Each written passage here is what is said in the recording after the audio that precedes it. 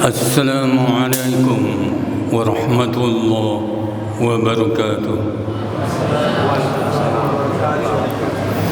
Alhamdulillahi rabbil alamin, wassalatu wassalamu ala asrafil mursalin wa ala alihi wa sahbihi ajma'in. Hadirin, shaimin, shaimat, qaimin, qaimat, rahimakumullah. Allah berfirman, a'udzubillahi minasyaitonir rajim. Ya ayyuhalladzina amanu udkhulu fis-silmi kaffah wa la tattabi'u khutuwatis syaitan innahu lakum aduwwum mubin. Wahai orang-orang yang beriman, masuklah kalian dalam Islam itu secara keseluruhan, dan janganlah kalian mengikuti langkah-langkah setan. Sesungguhnya setan musuh nyata bagi kalian. Hadirin, kontrak kita diciptakan Allah dengan genangan nikmat yang luar biasa. Nikmat hidup, nikmat iman, nikmat Islam, nikmat ihsan, nikmat bisa melihat, bisa mendengar, bisa berpikir. Itu semuanya kontraknya adalah agar kita menyembah Dia, melaksanakan tugas-tugas keagamaan.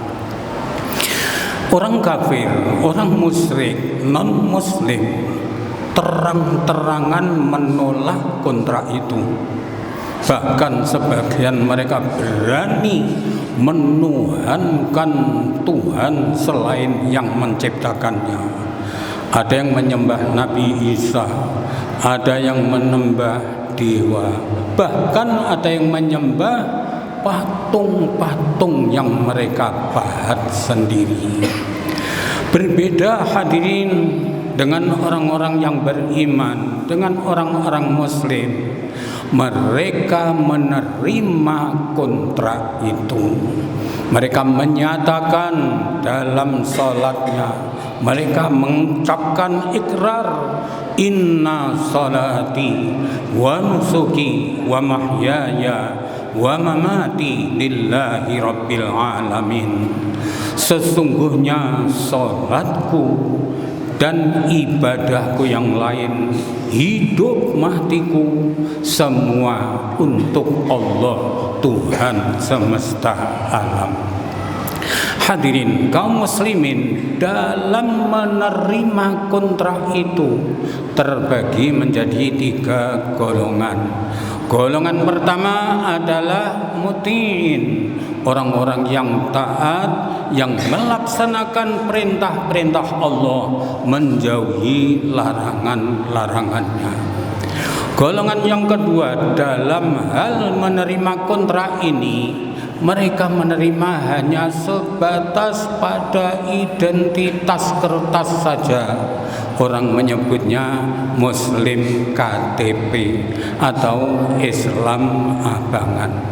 Golongan yang ketiga, orang-orang yang menerima kontrak Islam itu sebagian dia terima, sebagian dia tolak.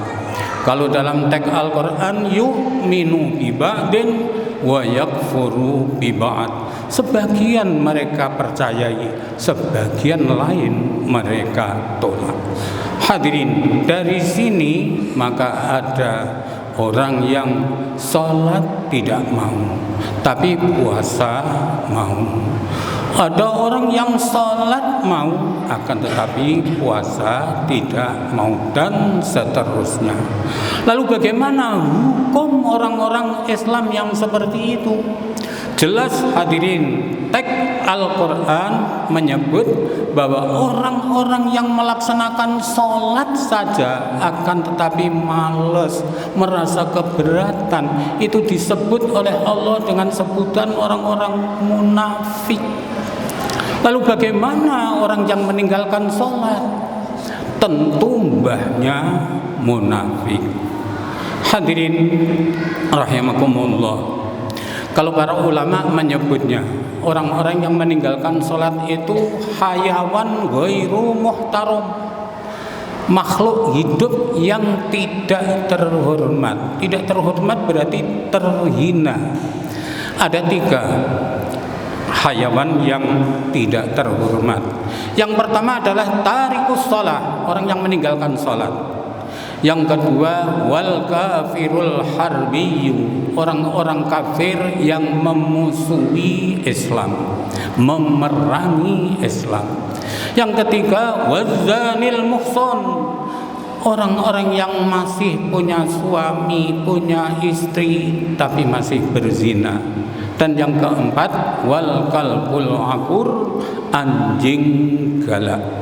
Ada 4. Hadirin rahimakumullah. Lalu bagaimana hukum dalam hadis Rasulullah? Kita simak. Rasulullah sallallahu alaihi wasallam bersabda, "Awwalu ma yuhasabu bil insan as-shalah." Yang pertama-tama amal dihisab, dikonten oleh Allah itu adalah salat. Apabila sholatnya itu bagus, maka seluruh amalnya dipandang bagus. Wa in fasadatis sholat fasadatil a'mal kulluh. Dan apabila sholatnya buruk, maka seluruh amal yang lain dianggap buruk pula. Hadirin rahimakumullah, ibarat tubuh, sholat itu adalah roh kita, jantung darah kita. Hadirin, apabila jantung darah kita baik, maka seluruh tubuh kita juga baik. Sebagaimana Rasul bersabda, ala wa inna fil jasad mudghah. Ingat bahwa dalam tubuh ada segumpal darah. Idza saluhatil jasad kullu, apabila segumpal darah itu bagus, maka seluruh tubuh akan bagus. Wa idza fasadatil jasad kullu, dan apabila segumpal darah itu buruk, rusak, maka seluruh tubuh dianggap akan menjadi rusak pula. Hadirin, Nabi mengatakan ala wahyal qalbu, ingat itu adalah qalb atau hati. Para ulama muhaddisin berbeda pendapat. Sebagian berpendapat qalb, hati itu ya hati itu sendiri. Sebagian mengatakan qalb di situ adalah jantung darah kita. Hadirin, kedua-duanya saya melihat benar. Orang yang mengartikan bahwa qalb itu hati adalah kalau hati kita baik-baik saja, bersih, normal, tidak ada hasud, iri, dengki, pendendam, sum'ah, ujub, riya, maka amal-amal yang diproduksi oleh seluruh anggota badan kita berkisar pada amal-amal soleh. Akan tetapi kalau hati kita kotor, penuh dengan dendam, pemarah, hasud, iri, dengki, dan sifat-sifat madmumah yang lain, maka produk-produk amal yang keluar dari tubuh kita bersekitar pada kejahatan. Hadirin, kalau qalb itu diartikan jantung darah kita, maka kita semuanya sudah paham, sudah tahu. Apabila jantung kita tensinya tinggi sekali atau rendah sekali, kolesterolnya tinggi, kemudian asam uratnya tinggi, gula darahnya tinggi, maka tubuh kita akan terseok. Akan tetapi apabila jantung darah kita normal, tensinya normal, asam uratnya normal, kolesterolnya normal, gula darahnya normal, maka tubuh kita akan baik-baik saja. Hadirin, sayangnya orang-orang enggan, segan, tidak mau melakukan check up terhadap darah kita, bahkan terhadap ibadah-ibadah kita. Tujuannya apa? Yaitu untuk mengetahui sejak dini masalah-masalah yang ada dalam darah kita, masalah-masalah yang ada dalam ibadah kita. Kenapa orang-orang tidak mau melakukan general check up terhadap ibadahnya dan darahnya? Alasannya sama, yaitu khawatir, takut, malu. Saya punya pengalaman beberapa waktu lalu di RW saya mengadakan check up gula darah. Saya bersama istri datang dan saya mendapatkan giliran. Ketika saya berhadapan dengan petugas, dia menanyakan begini, "Bapak, yang terakhir melakukan hubungan intim kapan?" Saya kaget, apa hubungannya check up dengan hubungan intim? Lagian yang nanya petugasnya, dokternya itu cantik sekali. Saya jadi salting. Dengan cengengesan saya jawab, "Baru saja kemarin." Istri saya juga ditanya, "Ibu, terakhir melakukan hubungan intim kapan?" Dia nunjuk saya, "Itu tuh sama-sama bapak itu." Hadirin, setelah dicek ternyata normal. Istri saya normal, saya normal. Di tempat perparkiran saya bertanya sama istri, "Loh, saya kok ditanya masalah hubungan intim, emangnya apa hubungannya gula darah dengan hubungan intim?" Istri saya tertawa. Ya maklum, istri itu kalau ketemu dengan istri-istri yang lain pada saat PKK atau arisan, itu yang dibicarakan sesama itu wah nggak ada batasnya, rahasia bapak keluar semua. Ada yang cerita, "Aku ini 5 tahun nggak diapa-apain, oh saya malah 10 tahun. Kalau suami saya itu yang kelihatannya tubuhnya besar gagah tapi udah nggak bisa apa-apa." Itu sampai seperti itu dibicarakan oleh istri-istri tadi seperti itu. Lalu istri saya menjelaskan, "Mas, kalau orang gula darahnya itu udah tinggi, maka hubungan intim akan terganggu.